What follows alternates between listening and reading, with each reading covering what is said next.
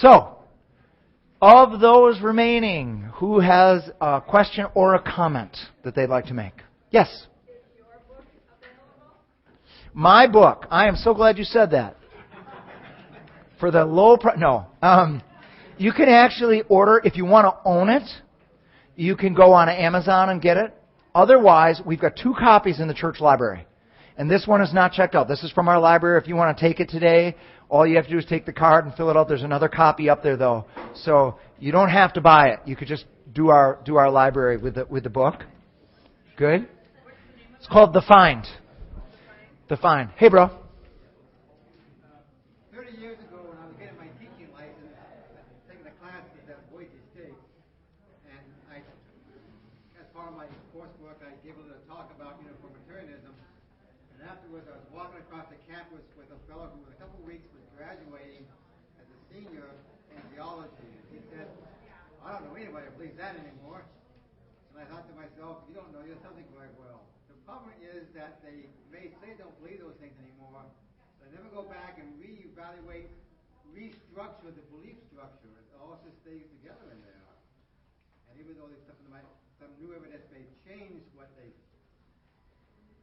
thought they believed, they haven't restructured. That is so right, bro. And the comment is around these lines, that everything with this is just put into, we don't believe that anymore. That's what Bible people believe. That's what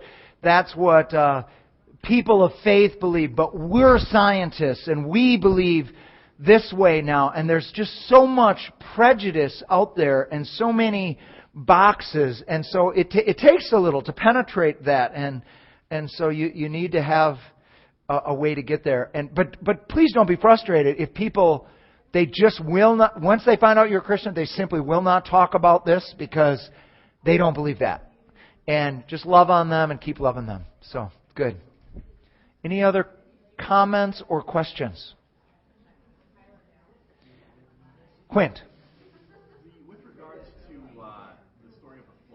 Yes. I'm stuck with so many questions. Like, if all of humanity was destroyed, how do we get all the variations of race? How do we get the distribution of humanity to the various continents? Right. How do we explain the appearance of Clovis man in the United States 13 to 15,000 years ago? It's just, there's just Good. not enough time. Good. Good. How did we get all of the different races of humankind if it has only been 5,000 years ago that the flood happened? How did everybody get to these different places? How did all of this stuff happen? A couple things. First, the diversity of races is microevolution. It speaks of the variation in DNA that, depending on what region you live in, you start adapting, and if to skin color, skin type, skin attributes.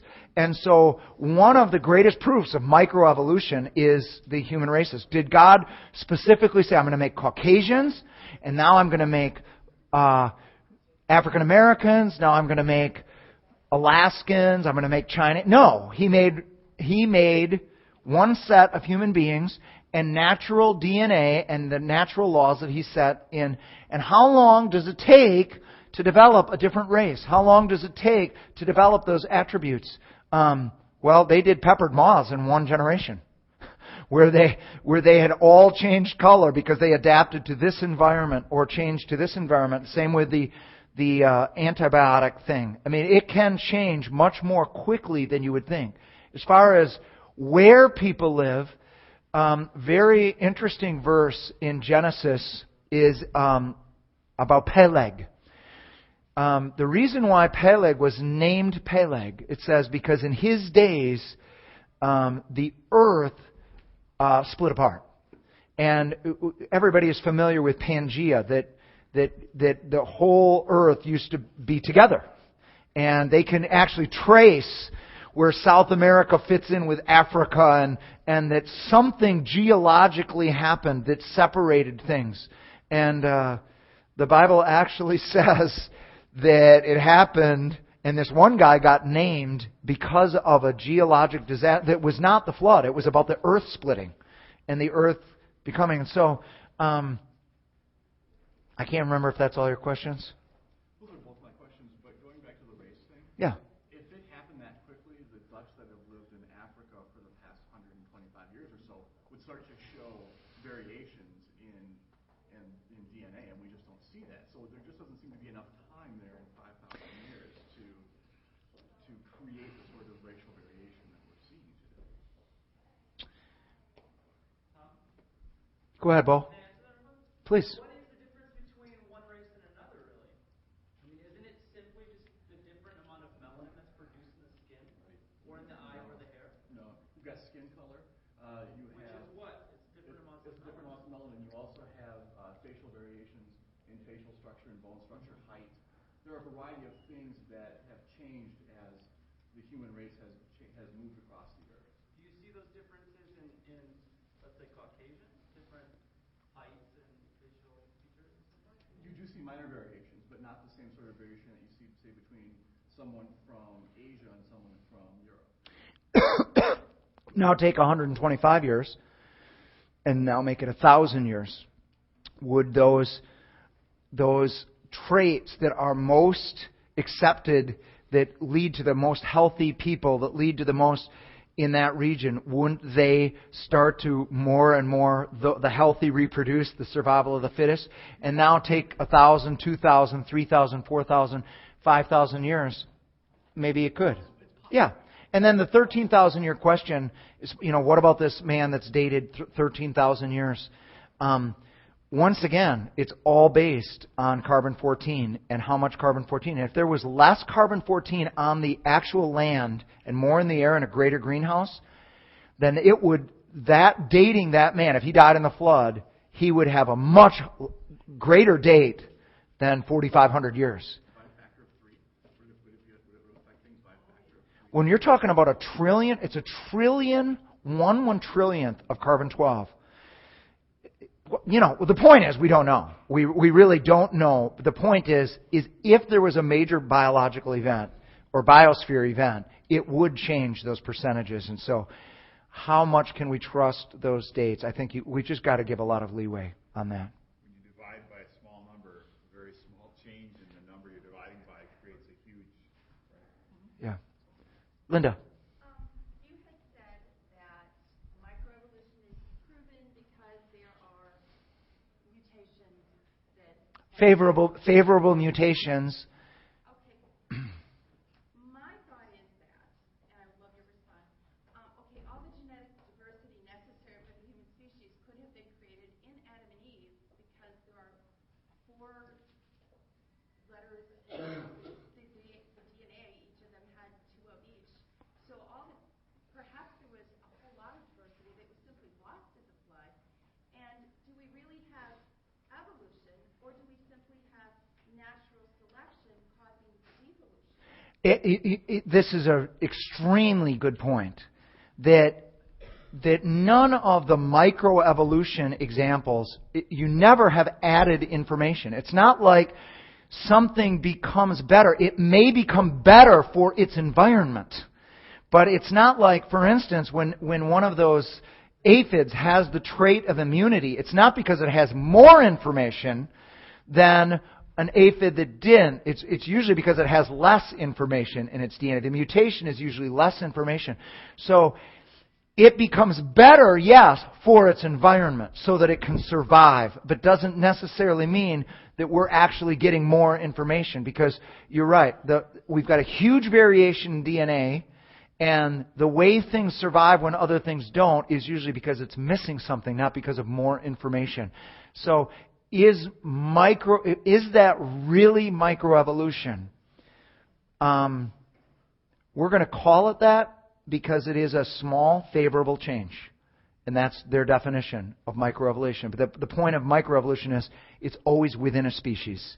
It can create a different species. It can create a finch during a famine time that now the beaks get smaller so that they can eat smaller things. And now you got a small-beaked finch and you got a large and different environment. You got peppered moths when there was soot on it, and they became white when that was taken away. And that was all variation with this attribute of survival, which, frankly, is an ingenious insight. Darwin really had an ingenious insight as to how things change, but it's all microevolution. So, it's good. Derek, did I forget to ask the question again? I keep forgetting that, don't I? Somebody else? Question or comment? Kurt. Did I understand you to say that there was that Satan came down and ruled the earth before Adam and Eve were even here? Yeah, that's what I believe. I believe in Ezekiel 28 when it says that he was in Eden, created perfect in all his ways. I don't believe that's the Garden of Eden that Adam and Eve were in. I believe the title that Jesus gave him as of Prince of the Earth, Prince of the... he called him the Prince of the Earth. I don't think that he gave that to him because he deceived Adam and Eve. I think he was originally the Prince of the Earth. I think that we get little bits and pieces of who he was before he became Satan. And I believe he was here. I believe he was on a pre-Adamite earth. I believe he ruled it. And the reason, and I believe there was an animal kingdom, and of course angels would not leave fossils. So when they fell, all you've got is animals from that period. There's no such thing as an angel fossil. So. No, are you saying those animals were different than those animals that were created just before Adam was on the earth? I think that there's a whole other line of animals was made, yeah. I think a lot of them were similar and a lot of them were different. God has got an infinite variety of animals and types. And what do you got, John? My own opinion is that, yeah, that it was angels, dinosaurs, all these reptilians. It wouldn't have mattered how big they were or what they were in that. It's a whole different line of animals is what we have found in prehistoric times, pre-Adam time. And so that's just what I think. Barry. Well, this is sort of a related but a little bit different question in that there's a lot of search now for other planets that could support life and that kind of thing. And I'm just curious if you have any, probably going to be opinion, on whether God would have created life elsewhere, life being here before Adam. What do you think about the rest of the cosmos? And, any thoughts at all? Yeah, well, my thoughts are, if you've ever seen any of the statistics, what do they call it? The anthropic principle. There are so many things that have to be exactly perfect for life to exist on this. It's off the charts. And there's like 14 different scales that if one little thing was off, life could never happen. And the exact heat, the exact air, the exact everything. And so the anthropic principle, I mean, obviously God could have made life somewhere else. But for it to randomly happen somewhere else, I mean, it just couldn't absolutely could not happen. Life is an absolute miracle. And where this earth is placed in the universe, how far it is from the sun, 1,000 different things. How it's tilted. If it was tilted any different, life could not exist. We would blow all the. There's like 14 of these scales. Has anybody ever seen these? The anthropic scales. You've seen those before? Isn't that fascinating? It's a tremendous argument for creation that we did not just happen to have life here. So, yeah, if God wanted to do it, He certainly could have. Outside of that, I don't see it happening anywhere else. So, it's good. Anybody else have something? Yes, Beth. Some people say that the Nephilim and the Anakites, there's a relationship there. Yeah. Okay, this is a very, very good point. I'm so glad you brought that up, Beth. When Joshua, when they're attacking the land, the Canaanite land, they go in there and they find there the Nephilim, the Anakites, who, it says in parentheses, have descended from the Nephilim, that they were actually part of the Nephilim. We also have that in Genesis 6. It says that the Nephilim were on the earth in those days and afterwards. We have it in Genesis 6 that even though the Nephilim in that day were wiped out, there is a real entrance that the Nephilim were also on the earth afterwards. Some commentators believe, and I actually agree with this, that there were Nephilim on the earth after the flood, and that they came twice, and that the restriction that God gave them, which we find in Jude, that now they are absolutely restricted, came later. And that was why Joshua was commanded to wipe out everything in that land.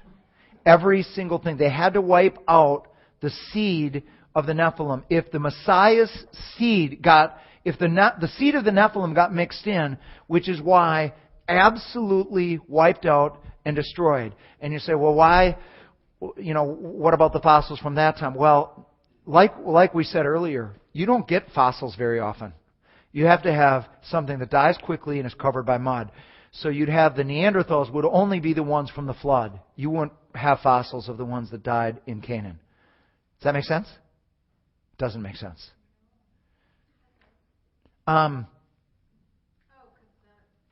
They wouldn't fossilize. They wouldn't fossilize. So I do believe that the Nephilim were here afterwards too. I don't think we'll ever see the Nephilim again.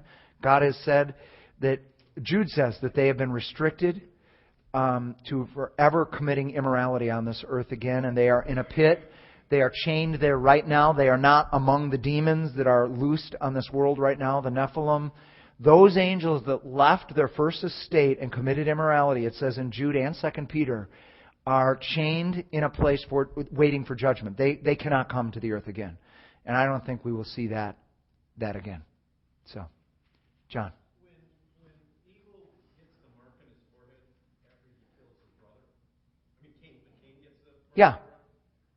If all that's there is mother, father, and the dead brother, why did he ask for the mark on his forehead so nobody kills him? And we'll talk about this when we're in Genesis, but the idea that the only people on earth at that time are Adam and Eve and Cain and Abel is absolutely erroneous. The Bible is primarily a book on theology. These stories have been chosen, but it says in Genesis 5 that Adam and Eve had many other sons and daughters, so they lived 900 years. I mean, you could have 3 generations of people, or at least the beginnings of people. But who was Cain's wife? Well, there were other people on earth. And just because Abel and Cain, we believe, were the first children, we don't know how old they were when that happened. They could have been 80. And they would have been youths still. They would have been boys. Because they were living until 950 years back then. So good. Anything else you'd like to talk about? Len. I enjoyed your talk, and every time I hear your different versions, it gets better. Thank you, Len. You know what I have found? Every time I give it, I'm less dogmatic. When the younger you are, the more sure you are, and the older you get, it's just like, you know what? This doesn't need to be presented that strongly.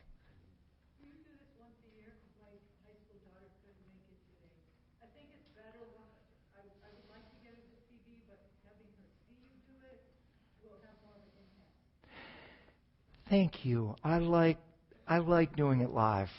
I'm so sad that this is over. So it'll probably be a couple of years. You can only do it every so often, but I will definitely do it again. I mean, here's my frustration with this material. Because I tried doing it on campus last year. God bless this precious student leader of InterVarsity. I was doing it for InterVarsity and Chi Alpha as a group. I think Bo was there, actually. And because my goal was to help Christian kids not be intimidated by the threatening. Well, she thought this would be a good evangelism event. So she did a blast email to 42,000 students. So I end up in this lecture hall that has got half the people in there are science majors.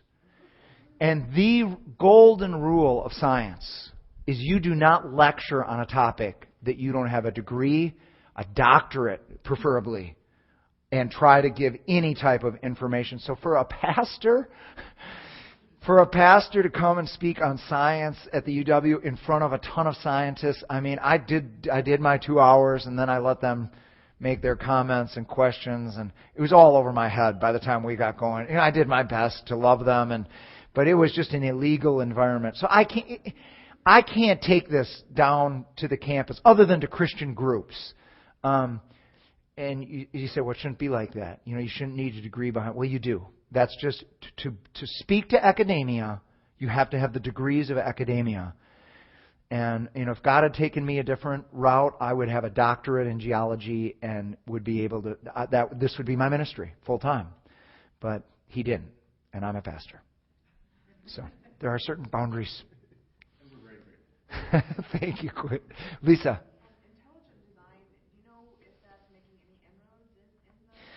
I love the intelligent design people.